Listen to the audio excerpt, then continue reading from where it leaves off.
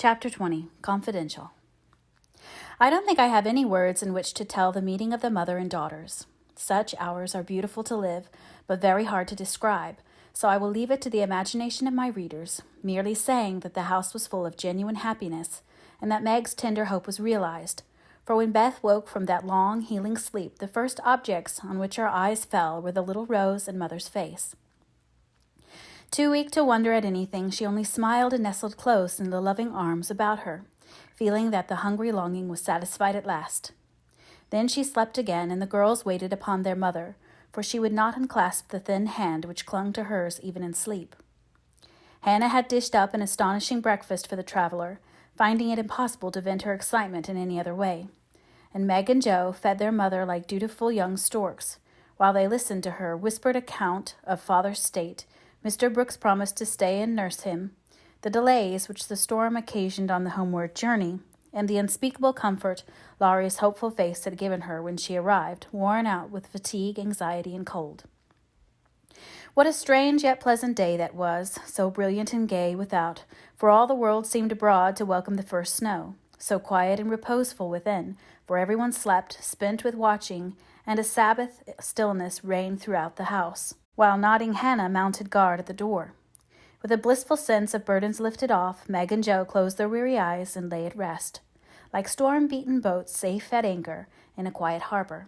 Mrs. March would not leave Beth's side, but rested in the big chair, waking often to look at, touch, and brood over her child, like a miser over some recovered treasure.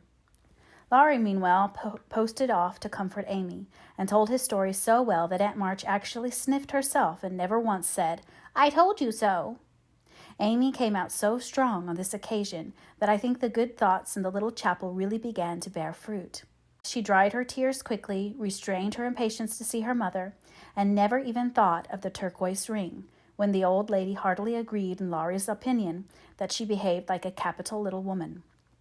Even Polly seemed impressed, for he called her a good girl, blessed her buttons, and begged to "come and take a walk, dear," in the most affable tone. She would very gladly have gone out to enjoy the bright wintry weather, but discovering that Laurie was dropping with sleep in spite of manful efforts to conceal the fact, she persuaded him to rest on the sofa while she wrote a note to her mother. She was a long time about it, and when she returned, he was stretched out with both arms under his head, sound asleep, while Aunt March had pulled down the curtains and sat doing nothing, in an unusual fit of benignity. After a while, they began to think he was not going to wake up till night, and I'm not sure that he would, had he not been effectually roused by Amy's cry of joy at sight of her mother. There probably were a good many happy little girls in and about the city that day, but it is my private opinion that Amy was the happiest of all, when she sat in her mother's lap and told her trials, receiving consolation and compensation in the shape of approving smiles and fond caresses. They were alone together in the chapel, to which her mother did not object when its purpose was explained to her. "On the contrary, I like it very much," looking from the dusty rosary to the well-worn little book and the lovely picture with its garland of evergreen. "It is an excellent plan to have some place where we can go to be quiet when things vex or grieve us. There are a good many hard times in this life of ours, but we can always bear them if we ask help in the right way. I think my little girl is learning this." "Yes, Mother, and when I go home, I mean to have a corner in the big closet to put my books and the copy of that picture which I've tried to make. The woman's face is not good, it's too beautiful for me to draw, but the baby is done better, and I love it very much. I like to think he was a little child once, for then I don't seem so far away, and that helps me." As Amy pointed to the smiling Christ child on his mother's knee, Mrs. March saw something on the lifted hand that made her smile. She said nothing, but Amy understood the look, and after a minute's pause, she added gravely, "I wanted to speak to you about this, but I forgot it. Aunt gave me the ring today. She called me to her and kissed me and put it on my finger and said I was a credit to her and she'd like to keep me always. She gave that funny guard to keep the turquoise on, as it's too big. I'd like to wear them, Mother, can I?" "They are very pretty, but I think you're rather too young for such ornaments, Amy," said Mrs. March, looking at the plump little hand, with the band of sky-blue stones on the forefinger and the quaint guard formed of two tiny golden hands clasped together. "I'll try not to be vain," said Amy. "I don't think I like it only because it's so pretty, but I want to wear it as the girl in the story wore her bracelet, to remind me of something." "Do you mean Aunt March?" asked her mother, laughing. "No, to remind me not to be selfish. Amy looked so earnest and sincere about it that her mother stopped laughing and listened respectfully to the little plan. I've thought a great deal lately about my bundle of naughties, and being selfish is the largest one in it, so I'm going to try hard to cure it if I can. Beth isn't selfish, and that's the reason everyone loves her and feels so bad at the thoughts of losing her. People wouldn't feel so bad about me if I was sick, and I don't deserve to have them, but I'd like to be loved and missed by a great many friends, so I'm going to try and be like Beth all I can. I'm apt to forget my resolutions, but if I had something always about me to remind me, I guess I should do better. May we try this way? Yes, but I have more faith in the corner of the big closet. Wear your ring, dear, and do your best. I think you will prosper, for the sincere wish to be good is half the battle. Now I must go back to Beth. Keep your heart, little daughter, and we will soon have you home again. That evening, while Meg was writing to her father to report the traveler's safe arrival, Jo slipped upstairs into Beth's room, and finding her mother in her usual place, stood a minute twisting her fingers in her hair with a worried gesture and an undecided look. "What is it, dearie?" said Mrs. March, holding out her hand with a face which invited confidence. "I want to tell you something, Mother." "About Meg?" "How quickly you guessed. Yes, it's about her, and though it's a little thing, it fidgets me." "Beth is asleep. Speak low, and tell me all about it." "That Moffat hasn't been here, I hope?" asked Mrs. March rather sharply. "No. I should have shut the door in his face if he had," said Jo, settling herself on the floor at her mother's feet. "Last summer, Meg left a pair of gloves over at the Lawrences', and only one was returned. We forgot about it till Teddy told me that Mr. Brooke owned that he liked Meg, but didn't dare say so. She was so young, and he was so poor. Now, isn't it a dreadful state of things?" "Do you think Meg cares for him?" asked Mrs. March with an anxious look. "Mercy me! I don't know anything about love and such nonsense," cried Jo with a funny mixture of interest and contempt. "In novels, the girls show it by starting and blushing, fainting away, growing thin, and acting like fools. Now, Meg does not do any of the sort. She eats and drinks and sleeps like a sensible creature. She looks straight in my face when I talk about the man, and only blushes a little bit when Teddy jokes about lovers. I forbid him to do it, but he doesn't mind me as he ought." "Then you fancy that Meg is not interested in John?" "Who?" cried Jo, staring. "Mr. Brooke. I call him John now. We fell into the way of doing so at the hospital, and he likes it." "Oh, dear. I know you'll take his part. He's been good to father, and you won't send him away, but let Meg marry him if she wants to. Mean thing. To go petting Papa and helping you just to wheedle you into liking him." And Jo pulled her hair again with a wrathful tweak.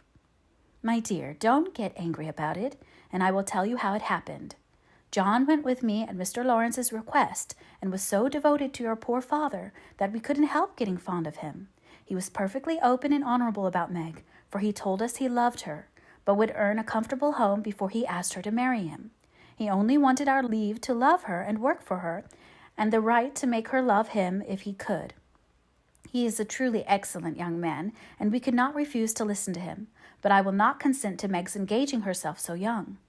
"Of course not. It would be idiotic. I knew there was mischief brewing. I felt it, and now it's worse than I imagined. I just wish I could marry Meg myself and keep her safe in the family." This odd arrangement made Mrs. March smile, but she said gravely, "Jo, I confide in you and don't wish you to say anything to Meg yet. When John comes back and I see them together, I can judge better of her feelings toward him. She'll see those handsome eyes that she talks about, and then it will be all up with her. She's got such a soft heart, it will melt like butter in the sun if anyone looks sentimentally at her. She read the short reports he sent, more than she did your letters, and pinched me when I spoke of it, and likes brown eyes, and doesn't think John an ugly name, and she'll go and fall in love, and there's an end of peace and fun and cozy times together. I see it all. They'll go lumbering around the house, and we shall have to dodge. Meg will be absorbed and no good to me any more. Brooke will scratch up a fortune somehow, carry her off, and make a hole in the family, and I shall break my heart, and everything will be abominably uncomfortable. Oh, dear me, why weren't we all boys? Then there wouldn't be any bother." Jo leaned her chin on her knees in a disconsolate attitude and shook her fist at the reprehensible John. Mrs. March sighed, and Jo looked up with an air of relief. "You don't like it, Mother. I'm glad of it. Let's send him about his business and not tell Meg a word of it, but all be happy together as we always have been." "I did wrong to sigh, Jo. It is natural and right you should all go to homes of your own in time. But I do want to keep my girls as long as I can, and I am sorry that this happened so soon, for Meg is only 17, and it will be some years before John can make a home for her. Your father and I have agreed that she shall not bind herself in any way, nor be married before 20. If she and John love one another, they can wait, and test the love by doing so. She is conscientious, and I have no fear of her treating him unkindly. My pretty, tender-hearted girl. I hope things will go happily with her. Hadn't you rather have her marry a rich man? Asked Jo as her mother's voice faltered a little over the last words. Money is a good and useful thing, Jo, and I hope my girls will never feel the need of it too bitterly, nor be tempted by too much. I should like to know that John was firmly established in some good business, which gave him an income large enough to keep free from debt and make Meg comfortable. I'm not ambitious for a splendid fortune, a fashionable position, or a great name for my girls. If rank and money come with love and virtue, also I should accept them gratefully and enjoy your good fortune. But I know, by experience, how much genuine happiness can be had in a plain little house where the daily bread is earned and some privations give sweetness to the few pleasures. I am content to see Meg begin humbly, for if I am not mistaken, she will be rich in the possession of a good man's heart, and that is better than a fortune. I understand, Mother, and quite agree, but I'm disappointed about Meg, for I'd planned to have her marry Teddy by and by and sit in the lap of luxury all her days. Wouldn't it be nice? Asked Jo, looking up with a brighter face. He is younger than she, you know, began Mrs. March, but Jo broke in. Only a little. He's old for his age and tall and can be quite grown up in his manners if he likes. Then he's rich and generous and good and loves us all, and I say it's a pity my plan is spoiled.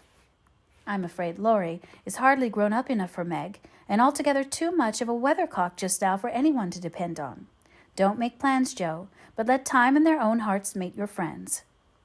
We can't meddle safely in such matters, and had better not get romantic rubbish, as you call it, into our heads, lest it spoil our friendship. Well, I won't. But I hate to see things going all crisscross and getting snarled up, when a pull here and a snip there would straighten it out. I wish wearing flat irons on our heads would keep us from growing up, but buds will be roses and kittens cats. More's the pity. What's that about flat irons and cats? Asked Meg as she crept into the room with the finished letter in her hand. Only one of my stupid speeches. I'm going to bed. Come, Peggy, said Jo, unfolding herself like an animated puzzle. Quite right and beautifully written. Please add that I send my love to John, said Mrs. March as she glanced over the letter and gave it back. Do you call him John? Asked Meg, smiling with her innocent eyes, looking down into her mother's. Yes, he has been like a son to us, and we are very fond of him, replied Mrs. March, returning the look with a keen one. I'm glad of that. He is so lovely. Good night, Mother dear. It is so inexpressibly comfortable to have you here, was Meg's answer.